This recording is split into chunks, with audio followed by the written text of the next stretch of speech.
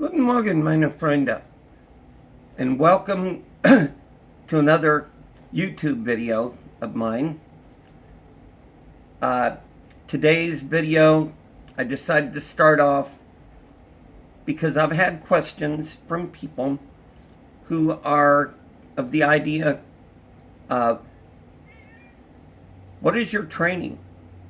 We saw in the last video that you'd gotten from Channel 7 about you're an expert, and they wanted to know general questions about the training and different other stuff that I've got, and I figured I'd do a video on that today, but I'm also going to do a video including with it, pardon me for the coughing, but doing a video of where I'm going to go down to Cincinnati, as it were, to Fairfield, going down to Jungle Jim's International Market. And if you've never been, you'll get to see some of that in the video later today. May also go to IKEA in Westchester. Haven't decided that yet. Could possibly go to Micro Center, but don't know if what I'm going to do yet. Usually I'm a spur of the moment person. I plan things on the way. So without any further ado,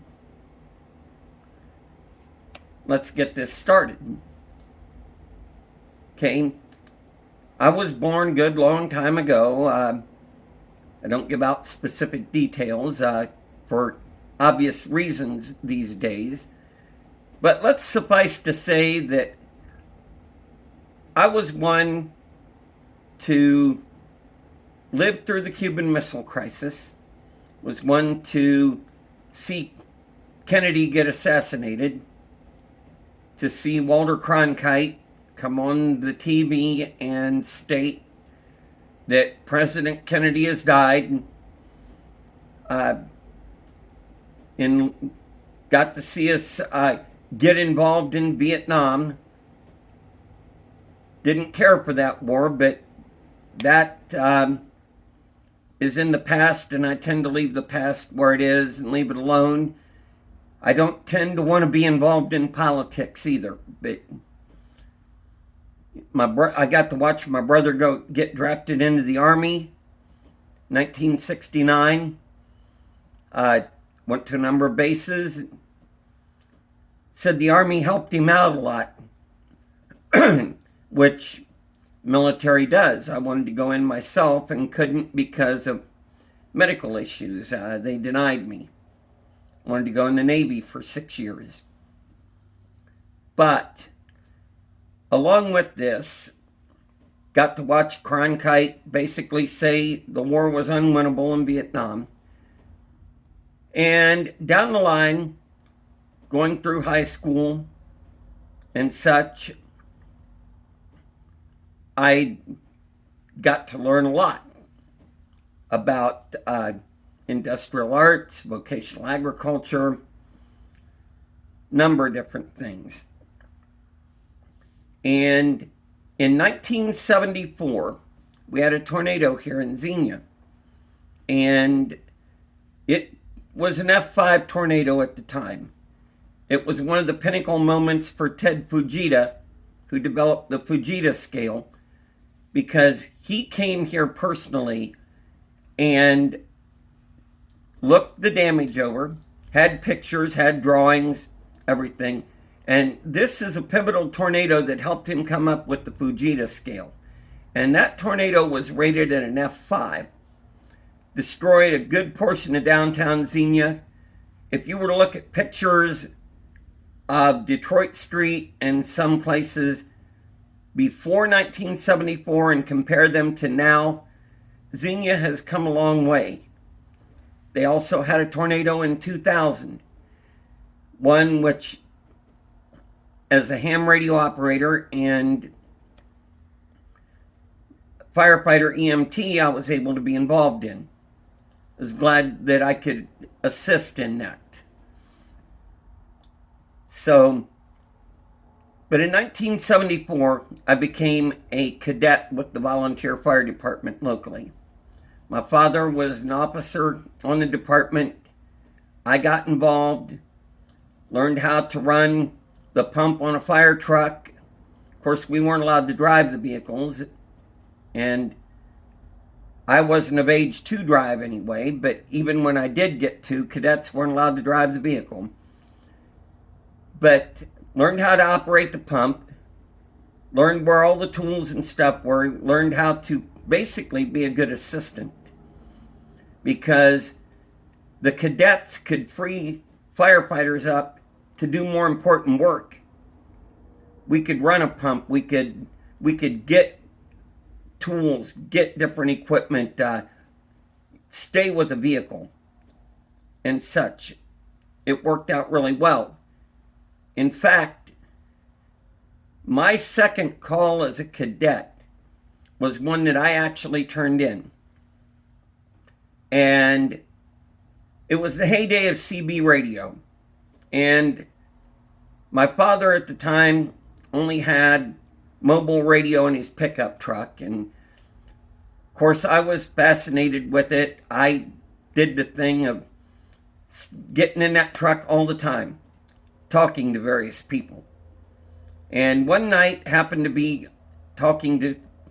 listening to it, and somebody come across the radio and said, "Hey, we've got an emergency up here. Is there anybody on here?"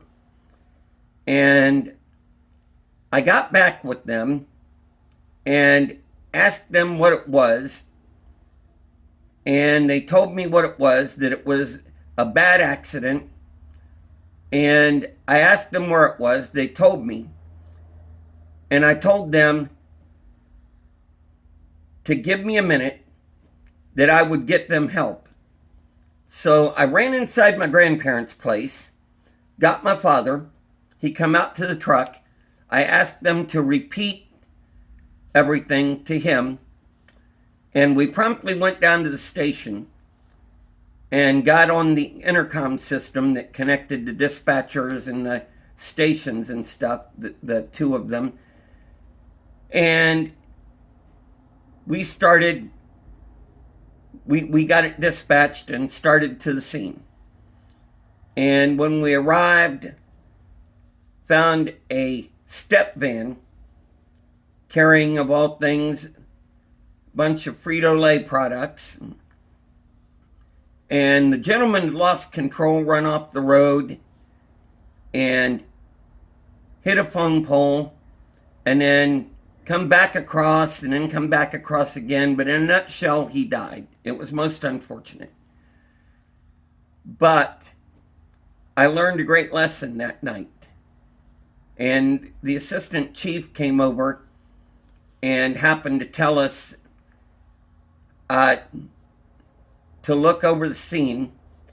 The coroner was there and such. They had the person covered up. As a cadet, we weren't allowed to get that close unless we were one riding the ambulance and such. And it ended up that he stood there and told us, if you can't handle this now, you're never going to be able to handle this, because this is what you're going to see. You're going to see bad crashes. You're going to see fires. You're going to most likely see people that have died or been killed.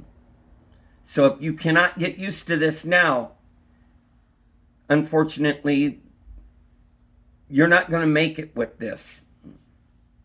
And it took hold. So when I got a little older, when I turned 18, on my birthday, I filled out the application, joined the actual fire department. And in the process of this,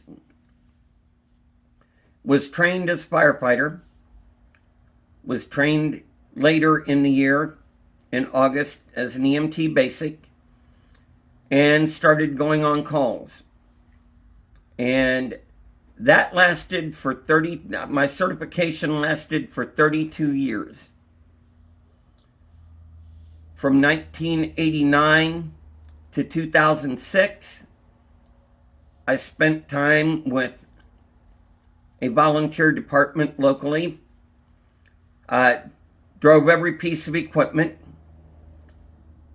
Was certified in 1994 as a rescue extrication technician when I went to EMS Expo in Nashville, which basically taught me use of the jaws of life, the rams, the spreaders, the cutters, how to use everything, and what to do with it.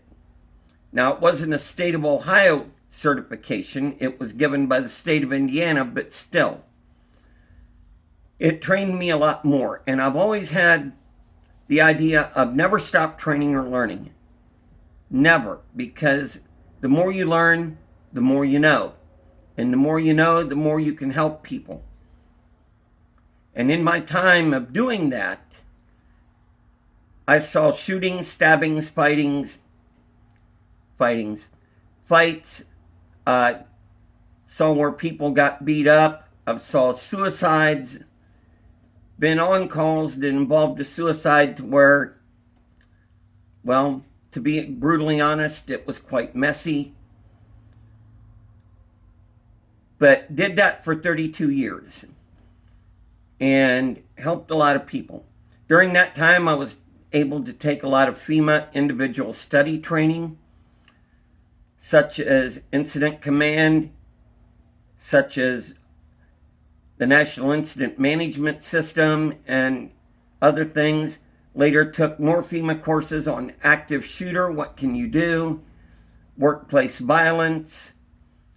And for anybody interested, all these FEMA courses are free.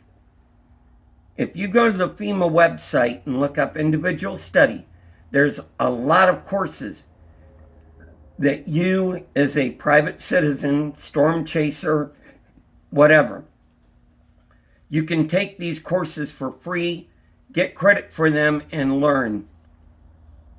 And it may just help you in your daily job. Like the workplace violence one, you might work in a factory and you might catch somebody getting in trouble, and they say, if he does that again, there's going to be some serious consequences. This will help you pick up on things that you see something, you say something. And then I became a ham radio operator in 1999, in 2000, became a ham radio operator in August. Right after that is when the Xenia tornado struck, September 20th, 2000. And at the time, I was watching the weather on the TV, and they had said earlier in the day that there was a risk for severe weather. So later that night, I decided to go up to my fire station. It's a volunteer station. Decided to go up there and sit and just watch the news, hang out, just in case a call came in. And at which point,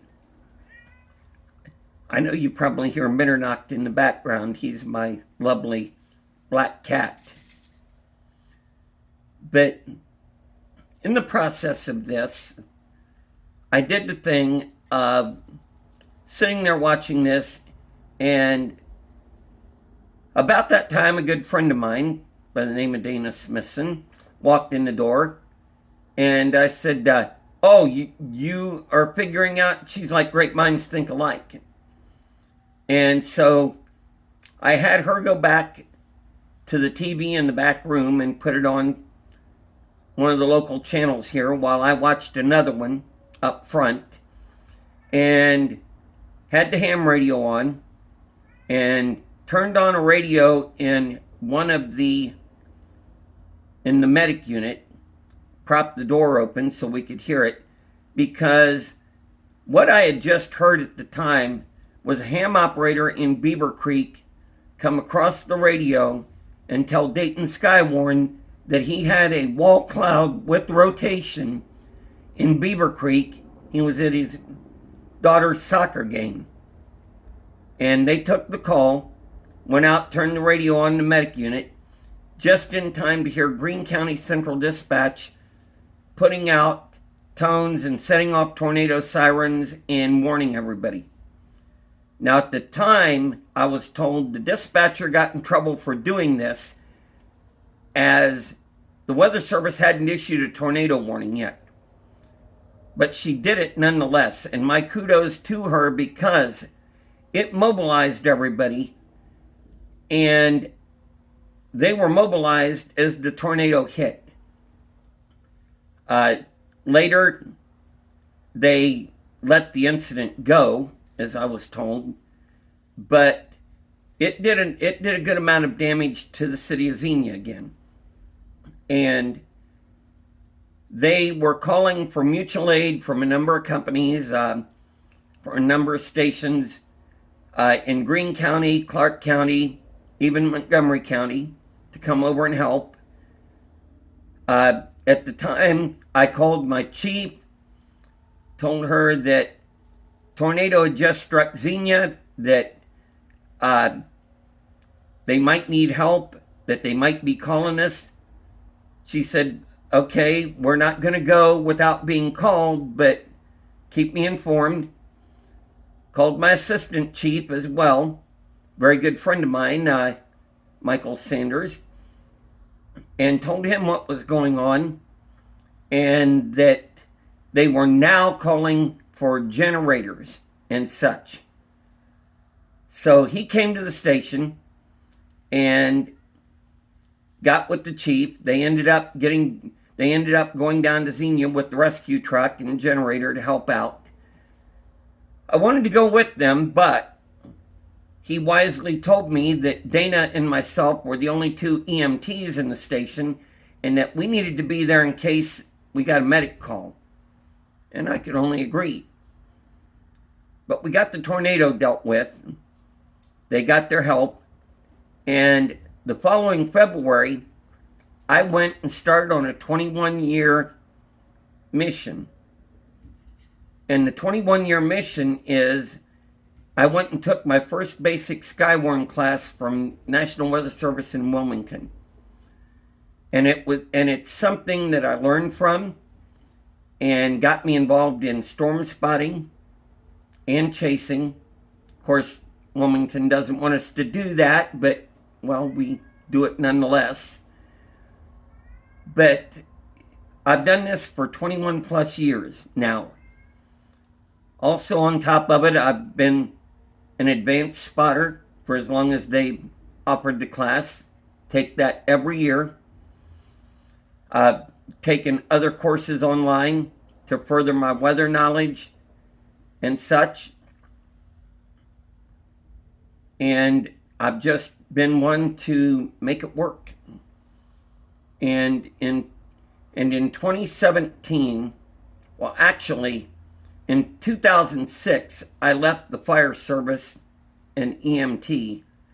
My certification was good for another 3 years, but I left the fire service because I would go fight a fire, and every time I come out after having that bottle on my back and stuff, and being 47 years old at the time,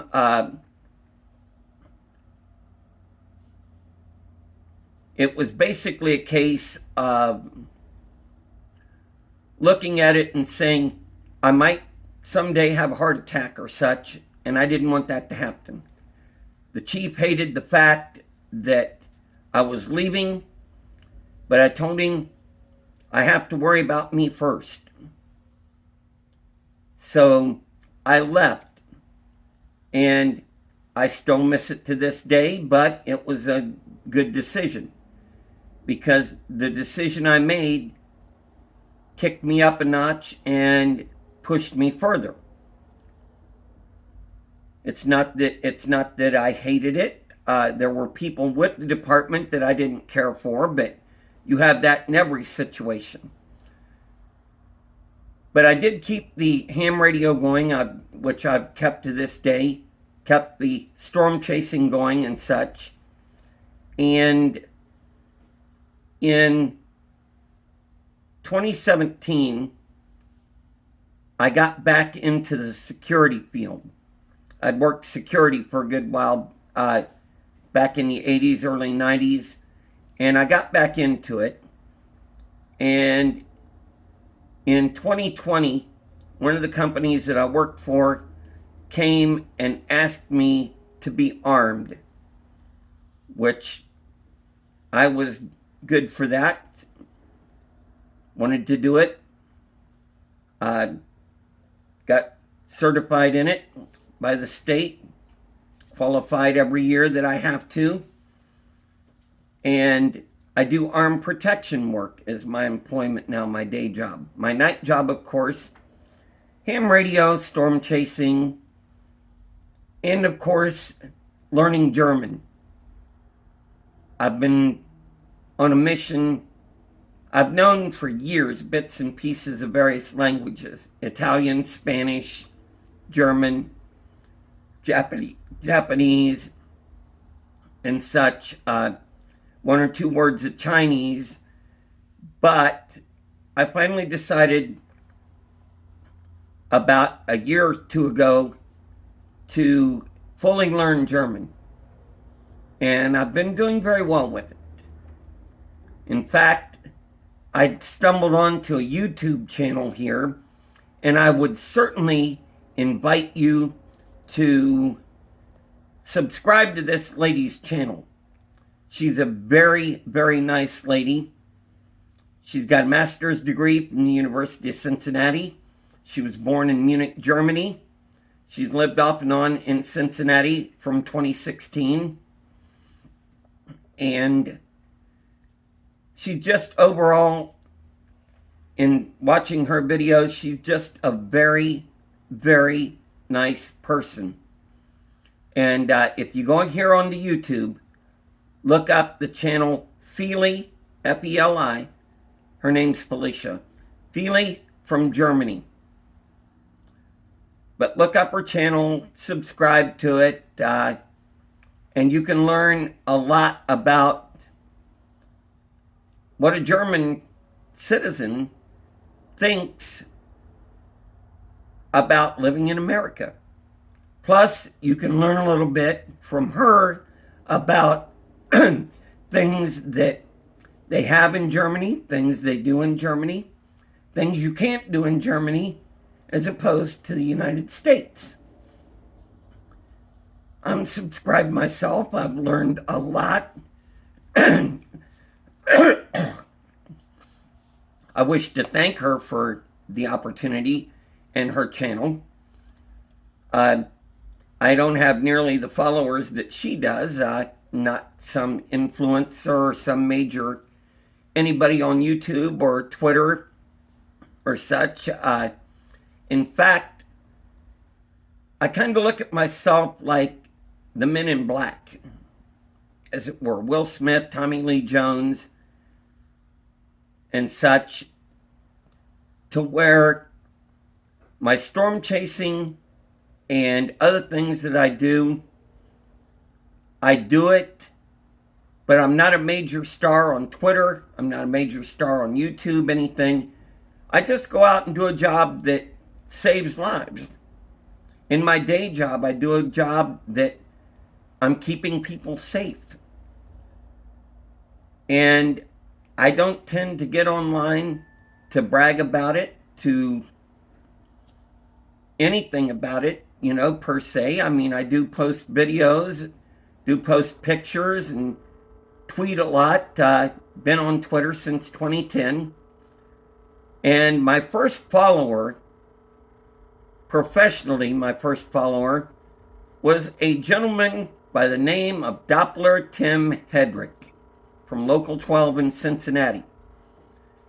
Tim, may you rest in peace, but, I tend to look at it, I think you may have saw something decent in what I do that you decided to follow me and take in my pictures and other such. And it's most appreciated. May you rest in peace, sir. And I know you, like Steve Horstmeyer at Fox 19, you taught a lot of people. You taught a lot of people a lot of things. Consider Steve Horstmeyer to be like Obi-Wan Kenobi because, well, basically, if you know Star Wars, he taught a lot of Jedi. And Steve's taught a lot of meteorologists, including ones like Katie Morgan down in Nashville, went on to be a great chief meteorologist. Frank Marzullo, Jeff Creighton. You know, there's just a lot of people that have learned. And of course, Steve learned from one of my real life meteorological heroes in WLWT's Tony Sands. And Tony Sands was like the weatherman back in the 50s and 60s. He was the guy that everybody loved, Tony Sands. Of course, then we come into the 70s and we had Gil Whitney here locally at Channel 7. Gil, may you rest in peace. In fact, he was a fellow volunteer firefighter. When he wasn't doing the weather on Channel 7, he volunteered for Harrison Township. Did a very good job. And he was very good with the blizzard of 78. But I'm kind of like the Men in Black in that regard. I quietly go do my job, quietly get word to the Weather Service about things, pictures, video, and they get the word out. And they do a very good job of it here. My kudos to Andy and Kristen and just all of the rest of the crew down there. They're so great. But I've done that for a good while. And here, last year, when the tornado hit in Iowa, and it took 7 minutes for people to get any form of warning, that's when the senators out there introduced the Tornado Act. I don't know if it ever passed. I don't know what happened to it. I'd have to look that up. But local reporter here with WHIO wanted to come, as it were, pick my brains about dealing with the severe weather and these people getting warning and such. And I will tell everyone, you get smoke detectors. You get smoke detectors in the house. Fire department says get them. You go out and buy them. You buy carbon monoxide detectors and such because you know the dangers. You've seen it. And they are very good at getting you to buy that. But I'm one to tell you, you need to buy a weather radio. Midland makes them. There's other manufacturers. Midland is the best one. You can get them at Walmart and during certain times at Kroger and various other places. And it just... I have a cat in the background trying to look through the blinds. But anyway, you need a weather radio. You need to do all of this. And I keep training and learning. I've been learning more working for my employer, Royce U.S. Protection here in Dayton. Look them up online. We are hiring. If you can pass a background check and a drug screen, we could sure use you in the field. And it's very good work, pays well, and as I said, I've got a great group of supervisors, got a great office manager, good friend of mine outside of work. Hey, Holly. And, you know, I'm just one to be content in life, helping people out. So there you have it. You have my background, you have some of what I've been through, and such. You now know a little more about me, which I thought today would be good to let you know, so that when you hear people state that I'm an expert in something or that I'm good at it, you know my background and you can know it's the truth. So now I'm going to get ready to leave here, and I'm going to take a trip down to Fairfield, down to Jungle Jim's Market. If you've never been, I can tell you, if you've never been, you want to go. They have food imported from countries all around the world: Korea, Germany, Saudi Arabia, Japan, Turkey, Britain. You name the country, and they probably have it. They have a seriously large wine selection. They have a seriously large beer selection. They have a sushi bar. They fresh make sushi every day. They have cheese and lunch meat deli. They carry all sorts of cheeses from around the world and such. And they have regular grocery items as well. But go online on Google, Bing, whatever you use for searching. I mean, I use DuckDuckGo. But go on there and search Jungle Jim's. They've got 2 locations, one in Fairfield, one in Eastgate. But look them up, go down, and you'll be amazed. This is just way too cool. And after that, maybe taking a trip to IKEA, Micro Center, I don't know. As I said, I'm planning things as I go along today. But with that, give you the reminder, please follow us on Twitter at StormwarnWX. It's all one word. Follow the YouTube channel here. Click on that subscribe and that bell. Get notified when I put up new driving or storm chase videos.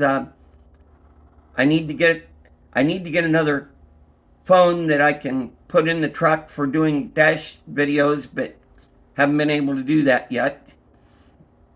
But yes, I'm going to go down there and video a bunch of stuff. We'll put the video together and we can go from there. So, to everyone, may you have a great day today. May you soar with the eagles instead of pecking with the crows. And with that, wish to say, tschüss.